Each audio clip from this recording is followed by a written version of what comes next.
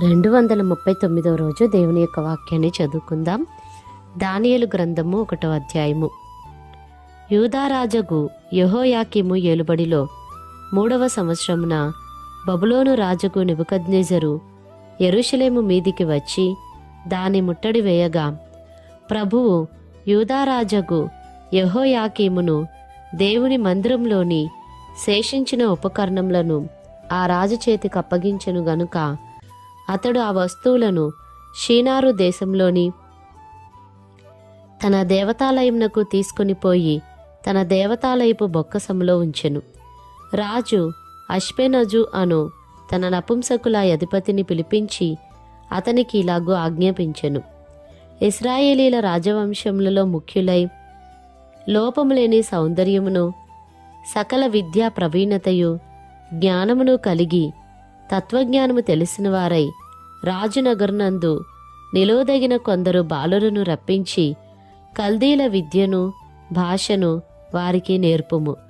మరియు రాజు తాను భుజించు ఆహారంలో నుండి తాను పానము చేయి ద్రాక్షరసంలో నుండి అనుదిన భాగము వారికి నియమించి 3 సంవత్సరములు వారిని పోషించి పిమ్మట వారిని తన ఎదుట నిలవబెట్టినట్లు ఆజ్ఞ ఇచ్చెను. యూదులలో నుండి దానియేలు, హనన్య, మిషాయేలు, అజర్యా అనువారు వీరిలో నుండిరి. నపుంసకుల అధిపతి దానియేలునకు బెల్తెషాజరు అనియు, హనన్యాకు షద్రకనియు, మిషాయేలునకు మేషాకనియు, అజర్యాకు అబెద్నెగో అనియు పేర్లు పెట్టెను. రాజు భుజించు భోజనమును పానము చేయు ద్రాక్షరసమును పుచ్చుకొని తన్ను అపవిత్రపరచుకొనకూడదని దానియేలు ఉద్దేశించి తాను అపవిత్రుడు కాకుండానట్లు వాటిని పుచ్చుకొనకుండా సెలవిమ్మని నపుంసకుల అధిపతిని వేడుకొనగా, దేవుడు నపుంసకుల అధిపతి దృష్టికి దానియేలునకు కృపాకటాక్షమునందాననుగ్రహించెను గనుక నపుంసకుల అధిపతి దానియేలుతో ఇట్లనెను: మీకు అన్నపానములను నియమించిన రాజగు నా యజమానునికి నేను భయపడుచున్నాను. మీ 7 బాలుర ముఖముల కంటే మీ ముఖములు కృశించినట్లు ఆయనకు కనబడనేలా. అట్లయితే మీరు రాజు చేత నాకు ప్రాణాపాయము కలుగజేతరు. నపుంసకుల అధిపతి దానియేలు, హనన్య, మిషాయేలు, అజర్యా అను వారి మీద నియమించిన నియామకునితో దానియేలు ఇట్లనెను: భోజనమునకు శాఖ ధాన్యాదులను పానమునకు నీళ్లును నీ దాసులమగు మాకిప్పించి దయచేసి 10 దినముల వరకు మమ్మును పరీక్షింపము. పిమ్మట మా ముఖములను రాజు నియమించిన భోజనము భుజించు బాలుర ముఖములను చూచి నీకు తోచినట్టుగా నీ దాసులమైన మా ఎడల జరిగింపము. అందుకతడు ఈ విషయంలో వారి మాటకు సమ్మతించి 10 దినముల వరకు వారిని పరీక్షించెను. 10 దినములైన పిమ్మట వారి ముఖములు రాజభోజనము భుజించు బాలురందరి ముఖముల కంటే సౌందర్యముగాను కళగాను కనబడగా, రాజు వారికి నియమించిన భోజనమును పానము కొరకైన ద్రాక్షరసమును ఆ నియామకుడు తీసివేసి వారికి శాఖ ధాన్యాదులనిచ్చెను. ఈ 4 బాలుర సంగతి ఏమనగా, దేవుడు వారికి జ్ఞానమును సకల శాస్త్ర ప్రవీణతయు వివేచనయు అనుగ్రహించెను. మరియు దానియేలు సకల విధములగు దర్శనములను స్వప్న భావములను గ్రహించు తెలివిగలవాడై ఉండెను. నెబుకద్నెజరు తన సముఖమునకు వారిని తేవలనని ఆజ్ఞ ఇచ్చి నియమించిన దినములు కాగానే నపుంసకుల అధిపతి రాజు సముఖమున వారిని నిలవబెట్టెను. రాజు వారితో మాట్లాడగా వారందరిలో దానియేలు, హనన్య, మిషాయేలు, అజర్యా వంటి వారెవరునూ కనబడలేదు గనుక వారే రాజు సముఖమున నిలిచిరి. రాజు వీరి యొద్ద విచారణ చేయగా జ్ఞాన వివేకముల సంబంధమైన ప్రతి విషయంలో వీరు తన రాజ్యమందంతటా నుండు శకునగాండ్ర కంటెను గారడి విద్య గలవారందరికంటెను 10 అంతలు శ్రేష్ఠులని తెలియబడెను. ఈ దానియేలు కోరేషు ఏలుబడిలో మొదటి సంవత్సరము వరకు జీవించెను. దానియేలు గ్రంథము 2వ అధ్యాయము. నెబుకద్నెజరు తన ఏలుబడి యందు 2వ సంవత్సరమున కలలు కనెను. అందును గురించి ఆయన మనస్సు కలతపడగా ఆయనకు నిద్ర పట్టకుండెను. కాగా రాజు తాను కనిన కలలను తనకు తెలియజెప్పుటకై శకునగాండ్రను, గారడి విద్య గలవారిని, మాంత్రికులను, కల్దీయులను పిలువనంపుడని ఆజ్ఞ ఇయ్యగా వారు వచ్చి రాజు సముఖమున నిలిచిరి. రాజు వారితో, నేనొక కల కంటిని, ఆ కల భావము తెలుసుకొనవలనని నేను మనోవ్యాకుల మొందియున్నాననగా, కల్దీయులు సిరియా భాషతో ఇట్లనిరి, రాజు చిరకాలము జీవించునుగాక, తమరి దాసులకు కళ సెలవీయుడి, మేము దాని భావమును తెలియజేసెదము. రాజు, నేను దాని మరచిపోతిని గాని కలను దాని భావమును మీరు తెలియజేయని ఎడల మీరు తుత్తునీయులుగా చేయబడుదురు, మీ ఇండ్లు పెంటకుప్పగా చేయబడును. కలను దాని భావమును తెలియజేసిన ఎడల దానములను, బహుమానములను, మహాఘనతయు నా సముఖంలో నొందుతురు గనుక కలను దాని భావమును తెలియజేయడనగా వారు, రాజు ఆ కలను తమరి దాసులమైన మాకు చెప్పిన ఎడల మేము దాని భావమును తెలియజేసేదమని మరలా ప్రత్యుత్తరమిచ్చిరి. అందుకు రాజు ఉత్తరమిచ్చి చెప్పినది ఏమనగా, నేను మరచియుండుట మీరు చూచి కాలహరణము చేయవలనని మీరు కనిపెట్టుచున్నట్లు నేను బాగుగా గ్రహించుచున్నాను. కాలము ఉపాయముగా గడపవలనని అబద్ధమును, మోసపు మాటలను నా ఎదుట పలుకనుద్దేశించి ఉన్నారు.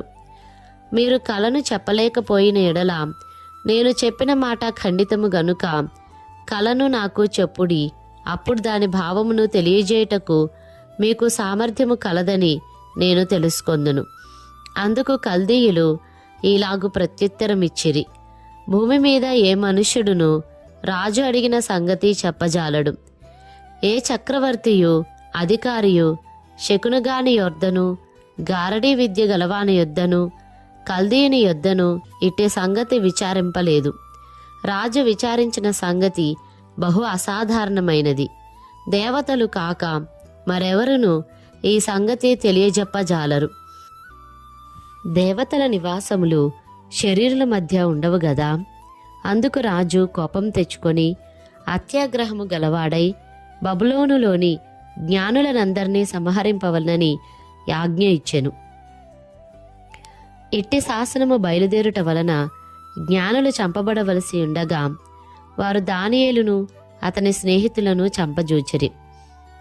అప్పుడు దానియేలు బబులోనులోని జ్ఞానులను చంపుటకై బయలుదేరిన రాజదేహ సంరక్షకుల అధిపతియగు అరియోకు దగ్గరకు పోయి జ్ఞానయుక్తముగా మనవి చేసెను. రాజునొద్ద నుండి ఈ ఆజ్ఞ ఇంత త్వరితముగా వచ్చుట ఏమని దానియేలు రాజు యొక్క అధిపతి అయిన అరియోకు నడుగగా, అరియోకు ఆ సంగతి దానియేలునకు తెలియజెప్పెను. అప్పుడు దానియేలు రాజసన్నిధికి పోయి స్వప్న భావమును తెలియజెప్పుటకై తనకు సమయము దయచేయమని రాజును బతిమాలెను.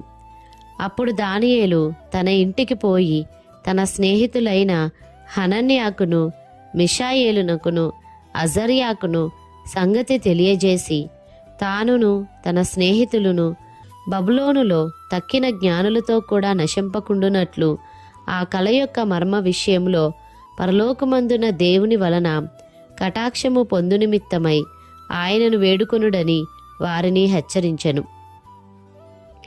అంతటా రాత్రియందు దర్శనము చేత ఆ మర్మము దానియేలునకు బయలుపరచబడిను గనుక దానియేలు పరలోకమందున్న దేవుని స్తుతించెను.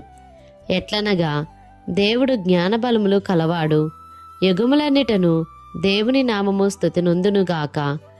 ఆయన కాలములను సమయములను మార్చువాడయుండి రాజులను త్రోసివేయుచు నియమించుచు ఉన్నవాడును, వివేకులకు వివేకమును, జ్ఞానులకు జ్ఞానమును అనుగ్రహించువాడునై ఉన్నాడు. ఆయన మరుగుమాటలను మర్మములను బయలుపరచును. అంధకారంలోని సంగతులు ఆయనకు తెలియను. వెలుగు యొక్క నివాస స్థలము ఆయన యొద్దనున్నది. మా పితరుల దేవా, నీవు వివేకమును బలమును నాకు అనుగ్రహించి ఉన్నావు. మేమడిగిన ఈ సంగతి ఇప్పుడు నాకు తెలియజేసి ఉన్నావు గనుక నేను నిన్ను స్తుతించుచు ఘనపరచుచున్నాను. ఏలైనగా రాజు యొక్క సంగతి నీవే మాకు తెలియజేసితివని దానియేలు మరలా చెప్పెను. ఇట్లుండగా దానియేలు బబులోనులోని జ్ఞానులను నశింపజేయుటకు రాజు నియమించిన అర్యోకునొద్దకు వెళ్ళి, బబులోనులోని జ్ఞానులను నశింపజేయవద్దు, నన్ను రాజు సముఖమునకు తోడుకొని పొమ్ము, నేను ఆ కల భావమును రాజునకు తెలియజేసేదనెను. కావున అర్యోకు రాజునకు భావము తెలియజెప్పగల యొక్క మనిషిని చెరపట్టబడిన యూదులలో నేను కనుగొంటినని రాజు సముఖమున మనవి చేసి దానియేలును త్వరగా రాజు సన్నిధికి తోడుకొని పోయెను. రాజు, నేను చూచిన కలయు దాని భావమును తెలియజెప్పుట నీకు శక్యమా అని బెల్తెషాజరు అను దానియేలును అడుగగా, దానియేలు రాజు సముఖంలో ఈలాగూ ప్రత్యుత్తరమిచ్చెను. రాజడిగిన ఈ మర్మము జ్ఞానులైనను గారడి విద్య గలవారైనను శకునుగాండ్రైనను జ్యోతిష్కులైనను తెలియజెప్పజాలరు. అయితే మర్మములను బయలుపరచగల దేవుడొకడు పరలోకమందున్నాడు. అంత్యదినములయందు కలగబోవు దానిని ఆయన రాజగు నెబుకద్నెజరునకు తెలియజేసెను. తాము పడక మీద పరుండగా తమరి మనస్సులో కలిగిన స్వప్న దర్శనములు ఏవనగా, రాజా, ప్రస్తుత కాలము గడిచిన పిమ్మట ఏమి జరుగునో అనుకొని తాము పడక మీద పరుండి మనోచింత గలవారై ఉండగా మర్మములను బయలుపరచువాడు కలగబోవు దానిని తమరికి తెలియజేశను. ఇతర మనుషులందరికంటే నాకు విశేష జ్ఞానముండుట వలన ఈ మర్మము నాకు బయలుపరచబడలేదు. రాజునకు దాని భావమును తెలియజేయు నిమిత్తమును తమరి మనసు యొక్క ఆలోచనలు తాము తెలుసుకొను నిమిత్తమును అది బయలుపరచబడెను. రాజా, తాము చూచుచుండగా బ్రహ్మాండమగొక ప్రతిమ కనబడెను గదా. ఈ గొప్ప ప్రతిమ మహాప్రకాశమును భయంకరమునునైన రూపమును గలదై తమరి ఎదుట నిలిచెను. ఆ ప్రతిమ యొక్క శిరస్సు మేలిమి బంగారు మయమైనదియు, దాని రొమ్మును భుజములను వెండివియు, దాని ఉదరమును తొడలును ఇత్తడివియు, దాని మోకాళ్ళు ఇనుపవియు, దాని పాదములలో ఒక భాగము ఇనుపదియు ఒక భాగము మట్టిదియునై ఉండెను. మరియు చేతి సహాయము లేక తీయబడిన ఒక రాయి ఇనుమును మట్టియు కలిసిన ఆ ప్రతిమ యొక్క పాదముల మీద పడి దాని పాదములను తుత్తునీలుగా విరగొట్టినట్టు తమకు కనబడెను. అంతటా ఇనుమును మట్టియు ఇత్తడియు వెండియు బంగారమును ఏకముగా దంచబడి కళ్ళములోని చెత్తవలే కాగా వాటికి స్థలము ఎచ్చటను దొరకకుండా గాలి వాటిని కొట్టుకొని పోయెను. ప్రతిమను విరగ్గొట్టిన ఆ రాయి సర్వభూతలమంతా మహాపర్వతమాయెను. తాము కనిన కళ ఇదే. దాని భావము రాజు సముఖమున మేము తెలియజెప్పెదము. రాజా, పరలోకమందున్న దేవుడు రాజ్యమును అధికారమును బలమును ఘనతయు తమరికి అనుగ్రహించి ఉన్నాడు. తమరు రాజులకు రాజయ్యున్నారు. ఆయన మనుషులు నివసించు ప్రతి స్థలమందును మనుషులనేమి భూజంతువులనేమి ఆకాశ పక్షులనేమి అన్నిటినీ ఆయన తమరి చేతికి అప్పగించి ఉన్నాడు. వారందరి మీద తమరికి ప్రభుత్వమును అనుగ్రహించి ఉన్నాడు. తామే ఆ బంగారపు శిరస్సు. తాము చనిపోయిన తరువాత తమరి రాజ్యము కంటే తక్కువైన రాజ్యం ఒకటి లేచును. అటు తరువాత లోకమంతా ఏలునట్టి మూడవ రాజ్యం ఒకటి లేచును. అది ఎత్తడి వంటిదగును. పిమ్మట నాలుగవ రాజ్యం ఒకటి లేచును. అది ఇనుము వలె బలముగా ఉండును. ఇనుము సమస్తమైన వాటిని దంచి విరుగగొట్టున్నది గదా. ఇనుము పగలగొట్టునట్లు అది రాజ్యములన్నిటినీ పగలగొట్టి పొడి చేయును. పాదములను వ్రేళ్లును కొంతమట్టునకు కుమ్మరి మట్టిదిగాను కొంతమట్టునకు ఇనుపదిగానున్నట్లు తమరికి కనబడెను గనుక ఆ రాజ్యంలో భేదములుండును.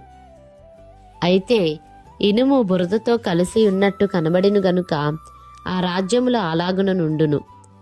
ఆ రాజ్యము ఇనుము వంటి బలము గలదై ఉండును. పాదమున వ్రేళ్ళు కొంత మట్టునకు ఇనుపవిగాను కొంత మట్టునకు మట్టివిగాను ఉన్నట్లు ఆ రాజ్యము ఒక విషయంలో బలముగాను ఒక విషయంలో నీరసముగాను ఉండును.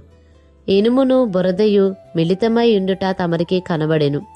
అటువలే మనుష్య జాతులు మిళితములై ఇనుము మట్టితో అతకనట్లు వారు ఒకరితో ఒకరు పొసకక ఇందురు. ఆ రాజుల కాలములలో పరలోకమందున్న దేవుడు ఒక రాజ్యము స్థాపించును. దానికెన్నటికి నాశనము కలుగదు. ఆ రాజ్యము దాని పొందిన వారికి గాక మరెవరికిని చెందదు. అది ముందు చెప్పిన రాజ్యములన్నిటినీ పగలగొట్టి నిర్మూలము చేయును గాని అది యుగముల వరకు నిలుచును. చేతి సహాయము లేక పర్వతము నుండి తీయబడిన ఆ రాయి ఇనుమును, ఇత్తడిని, మట్టిని, వెండిని, బంగారమును పగలగొట్టగా తమరు చూచితిరే. ఇందువలన మహాదేవుడు ముందు జరగబోవు సంగతి రాజునకు తెలియజేసి ఉన్నాడు.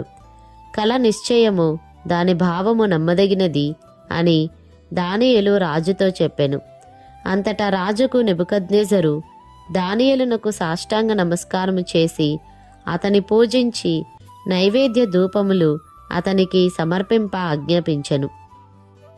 మరియు రాజు, ఈ మర్మమును బయలుపరచుటకు నీవు సమర్థుడవైతివే. నీ దేవుడు దేవతలకు దేవుడును రాజులకు ప్రభువును మర్మములు బయలుపరచువాడునై ఉన్నాడని దానియేలునకు ప్రత్యుత్తరం ఇచ్చెను. అప్పుడు రాజు దానియేలును బహుగా హెచ్చించి అనేక గొప్ప దానములిచ్చి అతనిని బబులోను సంస్థానమంతటి మీద అధిపతినిగాను బబులోను జ్ఞానులందరిలో ప్రధానునిగాను నియమించెను. అంతటా దానియేలు రాజునొద్ద మనవి చేసుకొనగా రాజు షద్రకు, మేషాకు, అబేద్నెగోయను వారిని బబులోను సంస్థానం మీద విచారణకర్తలుగా నియమించెను. అయితే దానియేలు రాజు సన్నిధిని ఉండెను.